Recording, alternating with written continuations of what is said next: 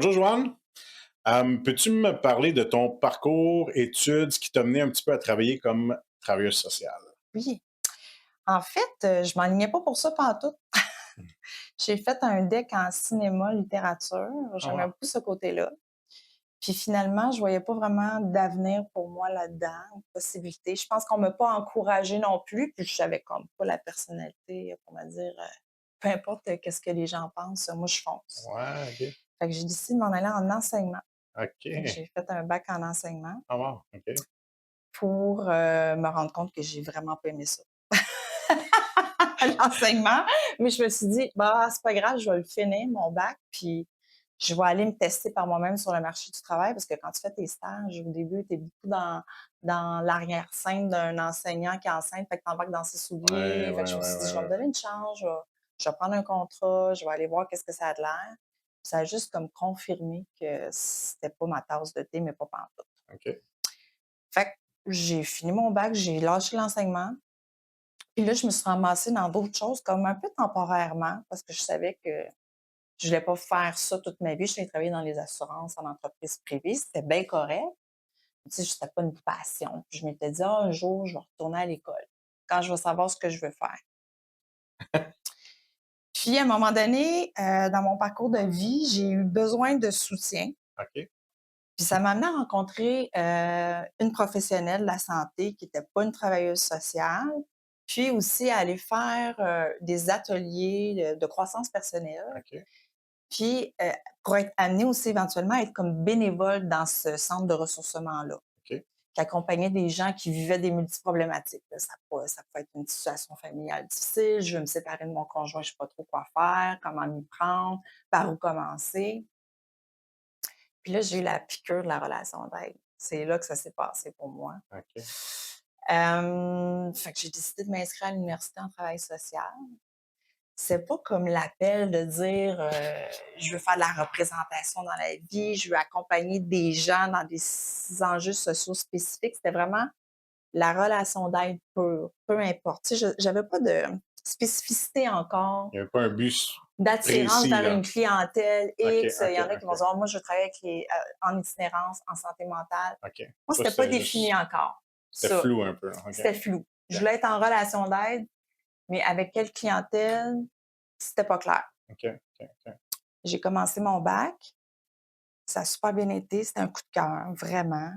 Je me sentais à ma place. Wow, OK. Puis à un moment donné, j'ai rencontré une prof à l'université qui travaillait, aussi, dans le milieu de la santé comme travailleuse sociale. Puis OK. c'était un coup de cœur, je dirais, professionnel. Ça a vraiment été un coup de foudre professionnel avec elle.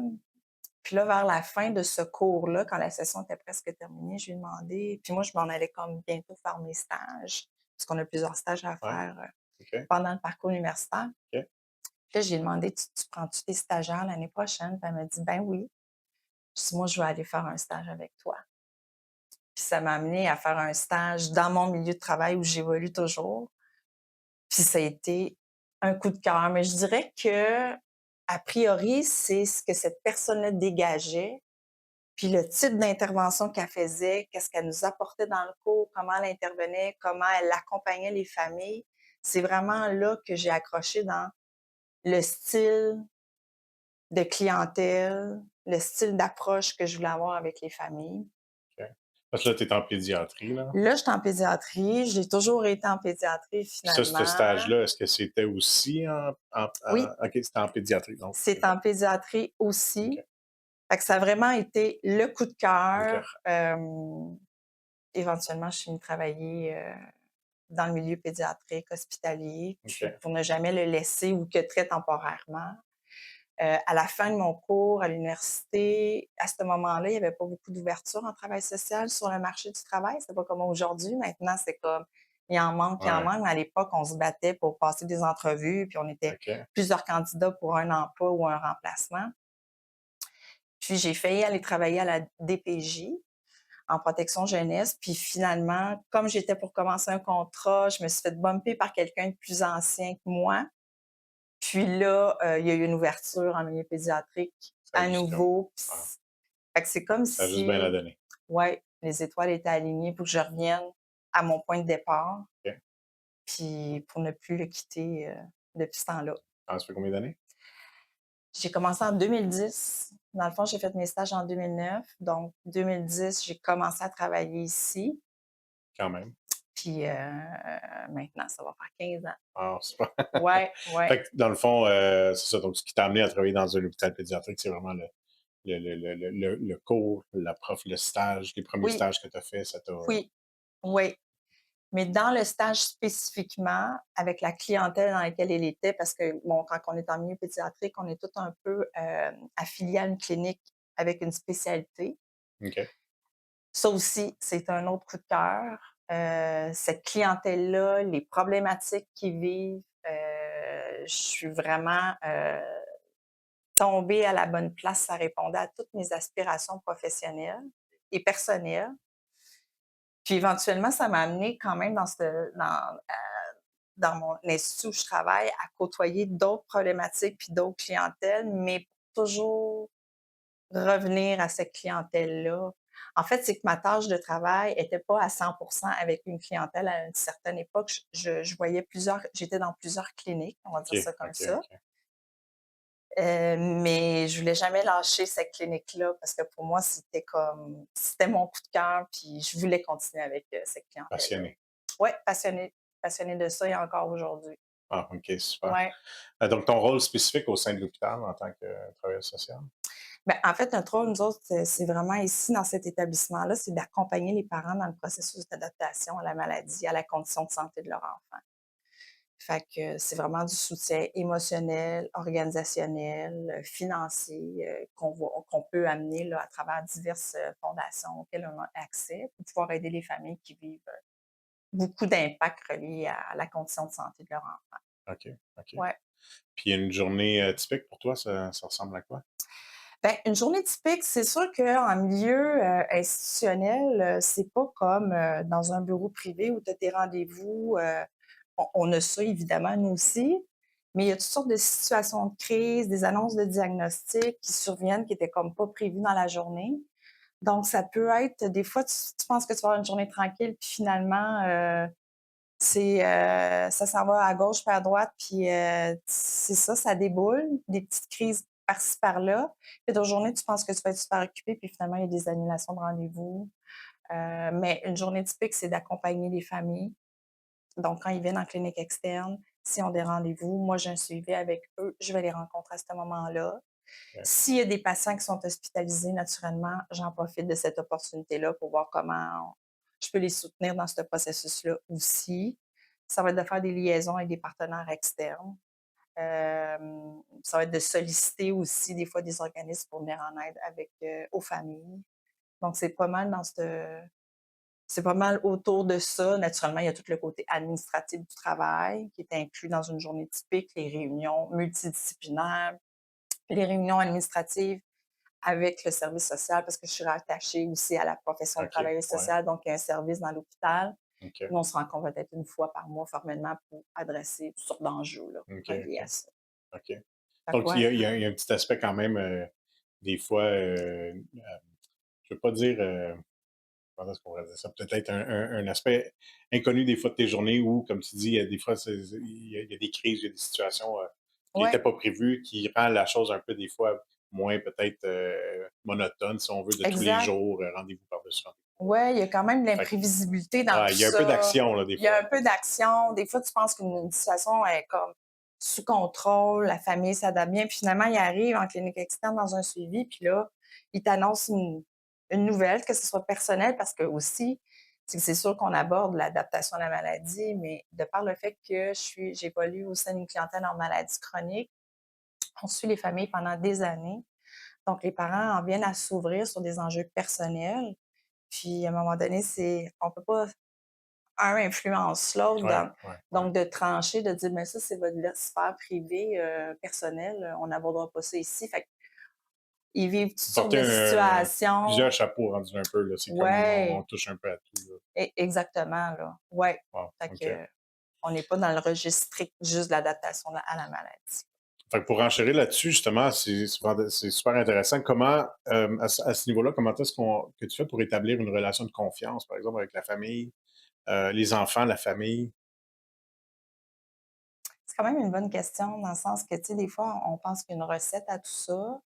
Je pense que c'est beaucoup dans le savoir-être, c'est dans l'empathie, l'accueil de l'autre dans le non-jugement, c'est dans l'écoute, d'être dans le moment présent avec la famille. Je pense que c'est beaucoup comme ça qu'au début, c'est de bien expliquer ton rôle, que l'espace que tu crées avec eux, c'est un espace confidentiel. Hem, ouais, je pense qu'au fil du temps puis c'est sûr que nous, ben, en connaissant moi, la vie avec la maladie, je la connais pas parce que je l'ai pas cette maladie-là. Mais par contre, on est l'équipe traitante, les premiers témoins de l'annonce du diagnostic, puis de Ouais. tout le processus d'adaptation, puis des traitements que la famille va passer au travers avec leur enfant. Donc, je pense que déjà ça, le parent, il sait un peu par où. Par où ça Il, va aller, il là. sait que tu comprends ce qu'il vit d'une certaine façon parce Ouais, que tu évolues au sein de cette communauté-là depuis un certain moment. OK. Ouais. Puis tantôt, tu parlais justement des moments de crise, tout ça. Comment est-ce que tu fais pour, comment est-ce que tu soutiens les familles justement, parce que bon, on s'entend que là, tu parlais d'un exemple d'un diagnostic. Fait que quand Oui. il y a un diagnostic qui est annoncé, par exemple, puis là, ben, il y a un certain choc, j'imagine, un certain, moment où la famille est déstabilisée, ou au moment de crise aiguë, par exemple, des choses comme ça. Ouais. Comment est-ce que toi, dans ton rôle, comment est-ce que tu viens à soutenir ces familles-là? Ben, c'est encore une fois, c'est beaucoup dans l'accueil de l'autre. Il y a des fois, il y a des parents qui vont vivre des choses, des annonces de diagnostic difficiles, un décès anticipé, puis ont besoin de vivre ça seuls. Puis c'est bien correct. C'est un moment qui est intime, c'est des moments qui sont intimes. Mais en même temps, si des fois, c'est d'être présent avec eux puis de pas parler aussi, ça peut être ça peut être juste un soutien physique. Ils ont juste besoin de savoir qu'il y a quelqu'un qui est là à côté d'eux, puis qui les épaule dans ça. Puis des fois, c'est d'être là puis d'avoir un échange aussi concret avec eux parce que c'est ce dont ils ont besoin, puis c'est d'accueillir cette émotion-là, aussi brute qu'elle peut être, des fois. Des fois, on peut avoir une personne qui va complètement décompenser face à l'annonce de diagnostic, puis c'est d'être là puis de soutenir ça, le temps que la personne On a a besoin. besoin pour mieux se contenir. Ouais, ouais, ouais, OK. Ouais. Puis quelles sont les principales préoccupations peut-être ou besoins que tu peux observer, mettons, chez les parents en particulier? Ben, un besoin au niveau émotionnel, d'avoir un espace pour pouvoir, parler de ce qu'ils vivent. Parce que même si parfois ils ont un conjoint, conjointe ou ils ont des amis ou un réseau de soutien autour d'eux, hem, ça reste qu'avec moi ou avec une travailleuse sociale, c'est que, je suis comme une personne un peu plus neutre. Ils sentent qu'ils peuvent tout dire puis que ça leur a pas un impact, sur l'autre conjoint ou la Ouais, conjointe ouais, parce ouais, qu'ils ouais. sont pas rendus au même rythme dans la maladie ou ils ont pas les mêmes perceptions que l'autre personne ou les Ouais, membres de leur famille. Des fois, ils veulent préserver leur entourage aussi. OK. Fait qu'ils préfèrent comme se confier à quelqu'un d'autre pour Quelqu'un qui est pas dans leur préserver. entourage immédiat, là. Ouais, Exactement. OK. Ouais, ouais, qu'il y a pas de lien émotionnel, affectif Ouais. avec eux. Tu sais, je suis pas une amie, je suis pas une mère, je suis pas leur père, je suis pas leur enfant. Hem, Ce qui fait je suis aussi pas que leurs ça coupe aussi parents. un peu le jugement justement parce qu'il y a aucune raison d'avoir du jugement. Exactement, exactement. Ah Moi, je ouais, suis juste là pour accueillir puis, essayer de soutenir puis de co-construire avec les familles des solutions pour essayer de les aider dans le processus d'adaptation, là. OK, super. Ouais. Tantôt, tu mentionnais que tu travaillais, tu mentionnais tantôt des réunions Ouais, interdisciplinaires. Avec quel professionnel, de la santé est-ce que tu travailles le plus souvent ou bon, ouais, ouais.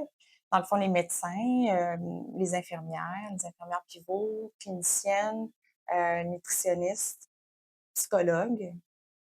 Majoritairement, c'est avec ces personnes-là que je vais travailler. Évidemment, dans certains contextes, il y en a d'autres qui vont se greffer, physiothérapeute, ergothérapeute. Fait selon le cas, dans que le fond, tu adaptes exactement, oh oui, parce que malgré que l'enfant peut avoir un diagnostic X, ça a des répercussions sur d'autres systèmes. Donc, ça nous amène à côtoyer là, d'autres professionnels ou d'autres médecins dans d'autres équipes traitantes là aussi. OK.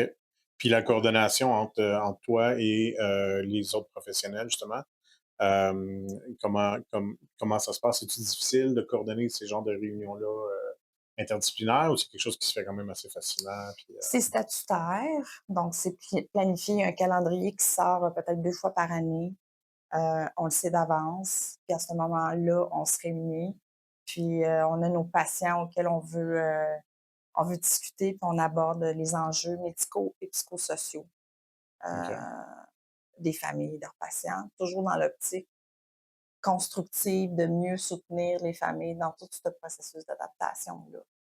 OK. Ouais. Super, fait que ça se fait quand même bien, non? Oui, OK. oui. Super. Quelles peuvent être les problématiques sociales peut-être les plus fréquentes, chez les jeunes patients? C'est sûr que pour un jeune patient qui est en maladie chronique, qui est souvent hospitalisé ou qui vient souvent à l'hôpital pour des traitements, ben, c'est l'impact au niveau du développement, de la scolarisation. Quand tu es à l'hôpital plusieurs fois par semaine, tu es hospitalisé plusieurs fois par année, ben, c'est sûr que ça a un impact par rapport à ça. Socialement parlant, ouais, c'est Socialement parlant, avoir des impacts dans leur capacité à se développer un réseau d'amis. Quand ton réseau devient l'hôpital, ben, c'est mmh, difficile de tisser des liens à l'extérieur. ouais, C'est sûr que c'est des jeunes par moments qui peuvent avoir des épisodes dépressifs, de l'anxiété. Hem, je vous dirais que majoritairement, c'est ça. Après, il y a les impacts que la maladie apporte sur la famille, qui va découler sur l'enfant aussi. Une famille qui, parce qu'il est trop souvent à l'hôpital, un des 2 parents doit quitter son travail, donc ça va avoir un impact financier. ouais, Donc ça va avoir un impact financier sur l'enfant, puis le ouais, style de vie. Il ne faut pas se le cacher, la maladie peut amener de la pauvreté. Des familles qui étaient dans des situations financières comme assez, classe moyenne, qui vivaient bien, puis du jour au lendemain, un des 2 parents ne peut plus travailler, c'est sûr que ça a un impact, fait que tout le reste en découle aussi. ouais, ouais, ouais, Fait que je vous dirais que c'est les principaux, enjeux à ce niveau-là. enjeux qu'on va observer. Ouais, OK, puis des situations de maltraitance, négligence, est-ce que tu as déjà vu ça? Comment tu gères ça? ouais. Ben, c'est sûr que, nous, dans tout ce processus-là, on va toujours comme, comment je pourrais dire? Notre préoccupation première aussi, c'est le bien-être de l'enfant. Tu sais, moi, mon rôle, c'est de soutenir les parents dans l'adaptation à la maladie pour que ultimement, si eux s'adaptent bien ou s'ajustent bien à ce nouveau mode de vie-là, mais ça va avoir une répercussion positive sur l'enfant. Fait que ma préoccupation première aussi, c'est l'enfant qui est au cœur de tout OK, ça. ouais. Pas d'enfant malade, vous êtes pas dans ma vie, puis on se côtoie pas. Ouais, ouais, ouais, ouais.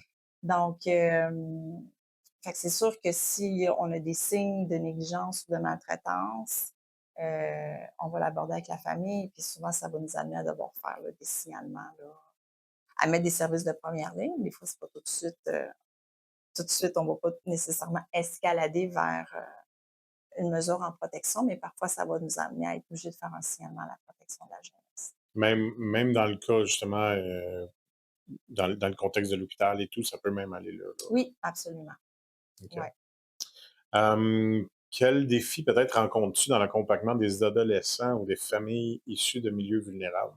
Fait que tantôt, ben, soit de milieux vulnérables ou même tantôt, tu viens juste de mentionner, des fois, il y a des enjeux financiers là, par rapport à la maladie, tout ça. Ouais. Donc, comment est-ce que, quels sont les défis rendus là, des fois, dans ces gens, dans les enjeux où la famille ou les enfants sont dans un milieu plus vulnérable? Plus précaire. Ouais, Le défi, en fait, c'est que nous, on a un rôle, puis on a un chapeau ici. Puis le défi premier, c'est à partir du moment qu'on observe ces enjeux de précarité-là, de vulnérabilité, c'est d'avoir des services de première ligne qui vont les aider. On parle du CLSC, là, majoritairement, là, ou d'organismes communautaires qui vont être difficiles à embrigader parce qu'il y a pas assez de ressources. Fait que c'est OK. ça, un des défis principaux. Manque de C'est ressources. manque de ressources, c'est de voir qu'il y a des besoins, puis qu'on a besoin qu'il y ait, des services de proximité qui soient installés, puis qu'on n'a pas accès à ça. OK, ouais, je comprends. Donc ça devient difficile, puis ça peut nous amener des fois à vouloir mettre ces services de proximité-là, puis parce qu'on n'y a pas accès, à être obligé de faire aussi, là, des signalements. Puis vulnérabilité, ça ne veut pas dire nécessairement qu'il va y avoir un signalement, mais parfois, ça Non. peut escalader à un point tel qu'on se dit: «OK, mais je suis pas capable d'avoir de première ligne, je vais être obligée d'escalader là pour essayer de faire avancer les choses plus rapidement». OK, je comprends. Ouais, OK. ouais. Puis j'imagine, tu sais, au travers de tout ça, j'imagine qu'il y aura des situations des fois où, justement, hem, l'intention voulue ou tu sais, en le fond, tu es limité dans ce que tu peux apporter peut-être à la famille à cause qu'il y a peut-être un manque au niveau des ressources. Puis bon, émotionnellement, toi, en tant que professionnel, comment est-ce que tu gères ça des fois, là, les situations, tu sais, l'impact émotionnel dans le fond de ton travail? Hem, Quand j'ai commencé dans la profession, au début, je me mettais beaucoup de pression à me gérer. On apprend ça beaucoup aussi à l'université, là, faut pas accompagner, tu sais, on est conscient que les gens vivent des situations, les gens qu'on accompagne vivent des situations sévères, mais il faut être solide, puis, hem, on dirait que ça m'amenait parfois, j'avais comme l'impression de mettre un petit peu de côté, ma profonde authenticité. Pour pas être vulnérable ou pour Pour pas démontrer des signes de OK. vulnérabilité. Tu sais, en arrivant chez nous, je peux me mettre à pleurer, puis il y a pas personne qui le voit, puis Ouais, tu sais, ouais, ouais, ouais. mais aussi, tu sais, c'est ça, comment Garder peut-être une carapace, là, un genre de ouais, un peu, hem, puis au fil du temps, hem, je me permets parce que, ben, parce que c'est là, c'est pas mauvais en soi. Je suis pas en train de me décomposer devant la famille, mais je partage une émotion. Dans le fond, je fais le reflet aussi un peu d'une situation qui est difficile. Donc je l'ai comme un peu légitimisé. OK. Puis c Ouais, je sais pas si je réponds à votre question, complètement, mais Ben oui, comment dans le fond gérer l'impact émotionnel, c'est un peu ça, tu sais? ouais, ouais. Puis on dirait qu'en me le permettant, c'est moins lourd après quand j'arrive chez nous. OK. Parce que j'ai Évacuer. comme vécu puis évacué en même temps. Fait OK. que quand j'arrive chez nous, ben, j'ai vécu ce moment-là. Puis ce que je me suis rendu compte, c'est que autant que ça pouvait être décrit comme néfaste parfois ou pas néfaste, mais Ouais, peut-être pas, que c'était pas, moins professionnel ouais, peut-être peut-être ou moins professionnel d'avoir cette, de démontrer ces émotions-là. Moi, ce que je me rends compte, c'est que les familles, c'est que ça vient comme valider quelque chose, ça vient ça solidifie un lien OK, ouais. aussi. Hem, Puis c'est comme si les parents ou la famille se, ben, peut-être qu'ils voient autre chose en moi aussi, là, que juste une travailleuse sociale qui, Est-ce que ouais, ça c'est difficile pour moi de l'expliquer, mais est-ce que ça se peut que ça rende peut-être la relation aussi peut-être un petit peu plus authentique, ouais, tu sais, il y a quoi de véritable qui se il y a de quoi passe, de véritable qui se passe. ouais. Toujours en restant dans une posture aussi que, tu sais, moi, je Professionnel, suis ouais, je comprends. professionnelle, Oh, ouais, puis mais c'est ça, ça l'autorise d'autres choses, puis ouais. j ouais, Ça l'autorise peut-être, puis là, sans être sans connaître, ouais, mais ça autorise peut-être aussi un petit peu le fait que la famille va peut-être plus s'ouvrir parce qu'il y a une authenticité qui est là, ouais, je versus pense que plus justement oui, garder à l'intérieur puis pas oui, partager certaines choses. exactement. C'est vraiment intéressant. OK. Est-ce qu'il y a des fois, as-tu, par exemple, une histoire ou une expérience marquante qui t'a particulièrement touché, sans peut-être aller dans trop spécifique, Ouais. mais un moment donné dans ta carrière, là, est-ce qu'il y a quelque chose, un point vraiment marquant qui a touché ta carrière? S Il y a beaucoup de familles qui nous marquent beaucoup. Il y en a d'autres plus que d'autres parce qu'on veut pas, on tisse un lien plus privilégié avec certaines familles que d'autres. Puis je pense que c'est tout à fait normal, là. C'est comme ça, les relations humaines. On a parfois plus d'atomes crochus avec certaines personnes versus d'autres. Hem, oui, il y en a plusieurs, situations que ça nous transforme. Ça nous amène, à voir la vie autrement ou ça l'ouvre la porte sur d'autres choses aussi. Fait que oui. Hem, c'est pas toujours des histoires qui finissent bien. Il y en a qui finissent moins bien, mais de voir tout ce parcours-là, puis la confiance que ces gens-là nous accordent, c'est un privilège incroyable.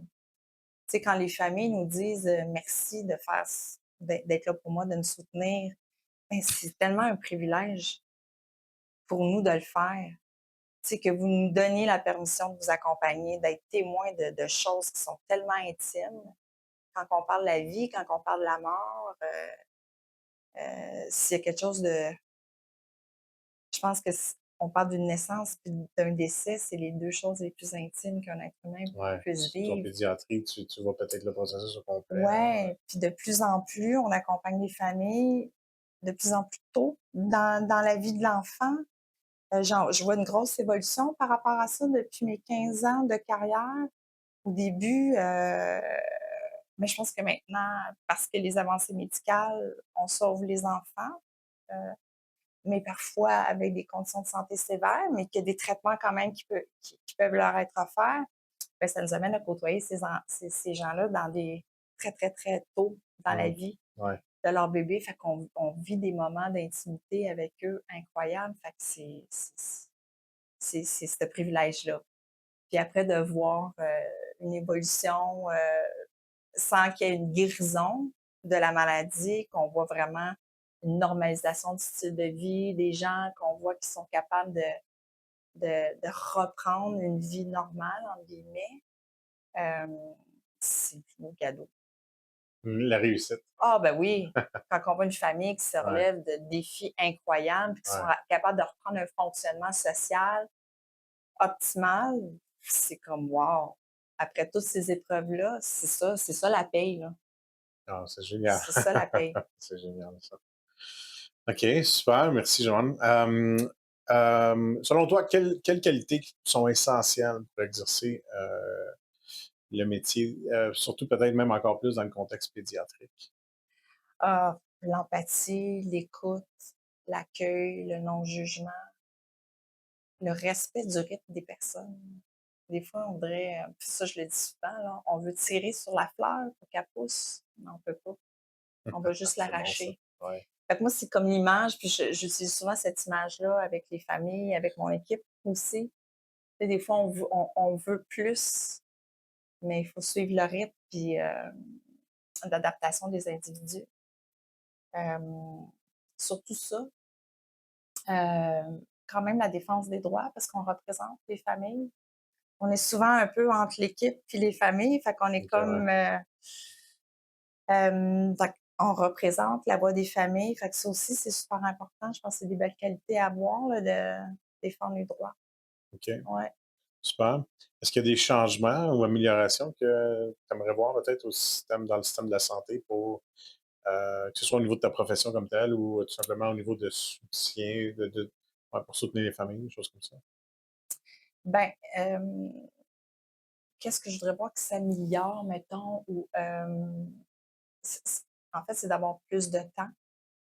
On est Puis c'est pas pour, disqualifier n'importe quelle autre profession ou travail, mais on travaille avec des êtres humains. Puis parfois, on est comme bousculé à prendre des plus grandes charges de travail, ce qui fait en sorte que, on peut accorder parfois moins de temps à certaines familles qu'on juge qu'il y aurait besoin de plus d'intervention, plus d'accompagnement. Fait que ça serait de pouvoir, travailler dans le respect de ce rythme-là. Hem C'est surtout ça. Puis là, si on sort de l'institution, quand on parle du réseau là, plus large, là, ce serait vraiment de faire en sorte que les services psychosociaux soient aussi importants que les soins médicaux. Ouais, Tu sais, un va pas sans l'autre. Puis je effectivement. pense que c'est de plus en plus, tout le médical comprend très bien ça. Ils Ouais, savent ouais, très ouais. bien que pour proposer les traitements qu'ils proposent, puis les traitements, les prix de la prise en charge, ça prend une équipe de professionnels autour d'eux autres. Ils ne peuvent pas y arriver tout seuls, que ce soit infirmières, psychologues, travailleurs sociaux, nutritionnistes. Fait que c'est ça, OK, plus de services de première ligne. OK.